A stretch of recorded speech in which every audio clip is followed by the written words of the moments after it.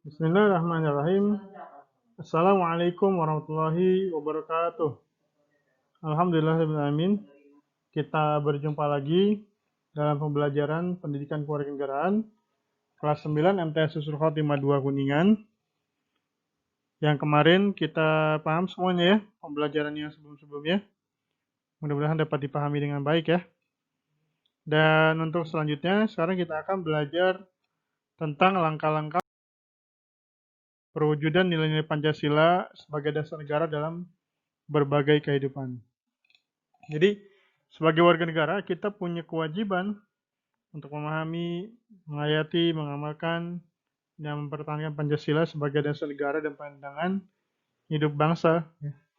Nilai-nilai itu bisa kita bentuk, bisa kita wujudkan, bisa kita melakukan penguatan melalui pendidikan karakter dalam berbagai bidang kehidupan. Ya, di antaranya adalah di keluarga. Ya. Ada banyak contoh. Keluarga itu kan biasanya ada masalah, konflik antara kakak dengan adik, antara anak dengan orang tua, antara anak dengan saudara lainnya. Pasti yang namanya kehidupan itu ada banyak masalah. Nah, ketika ada masalah-masalah yang timbul, maka penyelesaian adalah penyelesaian secara kekeluargaan melalui musyawarah yang dilakukan oleh keluarga. Sehingga masalah itu tidak melebar kemana-mana. Yang berikutnya adalah kalian bisa saling membantu dalam menjalankan tugas ya di rumah. Misalkan biasanya rumah itu kan kotor ya, kemudian kita bantu untuk nyapunya, mengepelnya, kemudian kita bersihkan lingkungan sekitarnya dari sampah-sampah supaya rumah kita terlihat indah. Kemudian ketika piring-piring, gelas-gelas, dan alat-alat masak, alat-alat makan yang lainnya kotor, kita juga membantu untuk membersihkannya. Kemudian mencuci pakaian, kadang-kadang mungkin kita dimintai tolong oleh orang tua kita untuk belanja sayur mayur dan sebagainya. Itu adalah dalam rangka ingin berbagi tugas. Sehingga ketika tugas itu dibagi rata, pekerjaan lebih ringan. Ketimbang misalkan pekerjaan dikerjakan sendiri, lama-lama ya capek juga, cepet capek, cepet haus, dan sebagainya. Lalu dikerjakan rame-rame ya lebih enak dan terasa kerjasamanya. Apalagi antara adik dengan kakak, jangan rebutan. Harus fasabikul khairat. Kemudian di sekolah,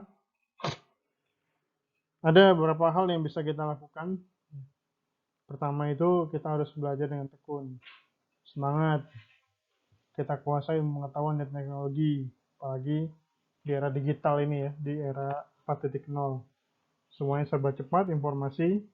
Nah, kita harus bisa memahami pengetahuan dan teknologi. Itu harus seimbangkan. Ditambah lagi kalau misalkan kita sebagai seorang santri juga bukan hanya iptek, tapi juga imtaknya juga dikuasai iman takwanya. Yang kedua adalah mentaati tertib sekolah. Tidak bolos, tidak main-main belajarnya, kemudian tidak membohongi guru, tidak melakukan hal-hal yang dilarang oleh sekolah. Banyak tata tertibnya. Sudah apa? Peraturan santri di Husnul. Semoga semuanya sudah paham ya poin-poinnya, sehingga kalau misalnya kita melanggar, itu akan merugikan diri kita sendiri. Yang berikutnya, di lingkungan masyarakat. Tadi kalau misalkan di lingkungan keluarga, lingkup kita masih kecil, di sekolah juga masih kecil, tapi lingkup masyarakat itu akan ada banyak sekali hal-hal yang kita temui. Permasalahan-permasalahan yang kita hadapi semakin besar, makanya kita harus bisa mengendalikan diri dalam pergaulan. Jangan sampai misalkan kita berantem dengan tetangga, kemudian saling rebutan, hal-hal yang tidak esensi gitu ya, tidak apa namanya, sesuatu yang sangat sepele sekali. Kita harus mengendalikan diri dalam pergaulan. Kita jaga sikap, ya, hormat pada orang tua. Kemudian jangan sampai kita merugikan masyarakat. Misalnya kita tawuran, berantem, dan sebagainya. Ya.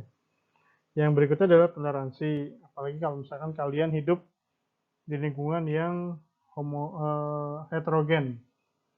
Heterogen itu agamanya beda-beda, sukunya beda-beda, warna kulitnya beda-beda. Nah, itu harus kita kedepankan toleransi ya. Jadi jangan mentang-mentang kita mayoritas kemudian kita mindas minoritas. Dan minoritas juga nggak boleh petantang-petantang, nggak boleh merasa lebih super, memiliki kekuatan sehingga melawan orang mayoritas. Itu adalah toleransi yang kita perlukan. Jangan sampai bersinggungan dengan tetangga.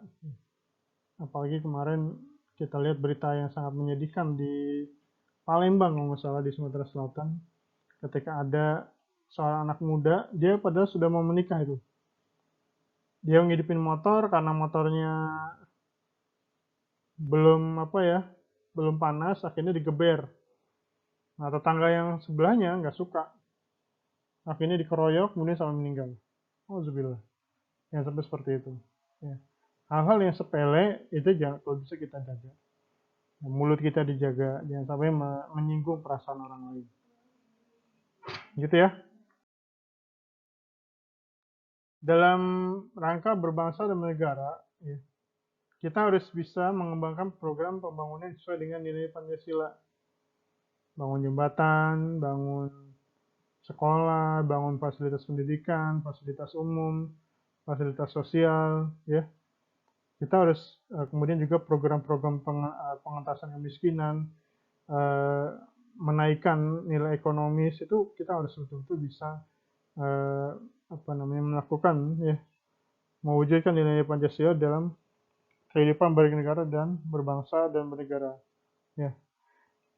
Kita buat program-program yang bisa menaikkan daya beli masyarakat, misalkan. Kemudian juga yang berikutnya adalah menyiapkan reformasi atas dasar nilai Pancasila.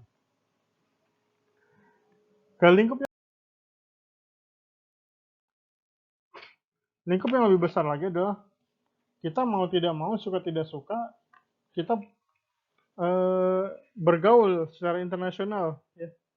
Pergaulan internasional, karena secara akses informasi sangat mudah sekali, maka kita juga harus bisa menyaring. Ada hal-hal yang tidak sesuai dengan budaya bangsa kita. Misalkan budaya seks bebas, minum-minuman keras, narkoba, kemudian agama dihina, ya, saling mencaci maki. Di luar kan bisa ya, anarkisme, kriminalisme. Itu adalah hal-hal yang tidak sesuai dengan Pancasila. Hal-hal yang dilakukan oleh bangsa lain, itu kita tidak contoh. Tidak usah kita contoh. Tidak perlu kita contoh. Kalau di barat misalkan, orang punya anak tanpa ikatan pernikahan sudah biasa. Pemain sepak bola tahu kan semuanya. Ronaldo punya anak. Tapi yang perempuannya itu bukan istrinya tapi pacarnya. Lionel Messi, sama nih penggemarnya Barcelona. Kita lihat, Lionel Messi punya anak tapi bukan istri, pacar. Nah, ini kan tidak sesuai karena sila pertama itu adalah ketuhanan. Di mana kita kalau berkaitan dengan pergaulan ya dengan lawan jenis harus ada kaitannya dengan hubungan pernikahan. Nah, dari itu harus hati-hati sekali.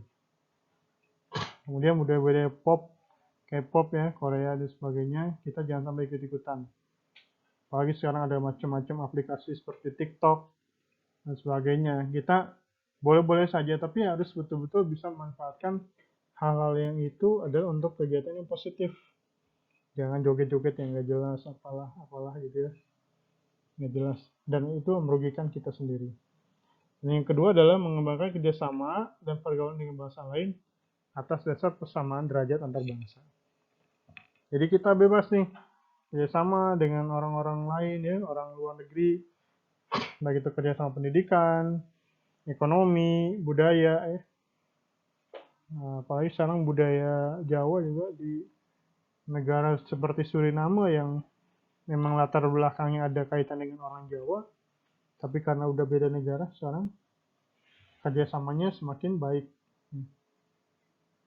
Kemudian juga secara ekonomi kita ini sudah harus mulai mengembangkan secara ekonomi karena jangan sampai kita hanya jago kandang. Produk-produk kita harus bisa bersaing dengan produk-produk luar. Ya.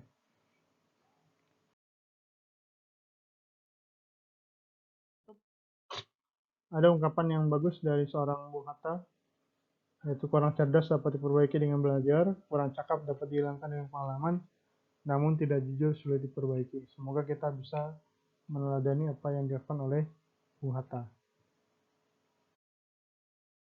Thank you. Semoga bisa paham semuanya ya. Nah, nanti di akhir silakan kalian tulis contoh-contoh lain yang tadi saya sebutkan. Ini kan baru 2 ya. Silakan tambah lagi 3 contoh lagi atau 5 contoh lagi yang bisa kalian pelajari dari sisi pembelajaran nilai-nilai Pancasila yang ada di masyarakat, di keluarga, berbangsa negara, di sekolah, dan pergaulan internasional. Ya, cukup sekian yang dapat saya sampaikan. Saya ucapkan terima kasih sekali lagi atas perhatiannya. Billahi taufiq wal hidayah. Warahmatullahi wabarakatuh.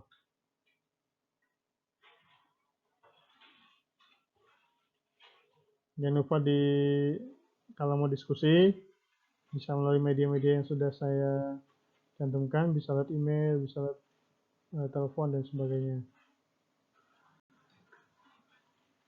Tetap semangat ya anak-anak semuanya.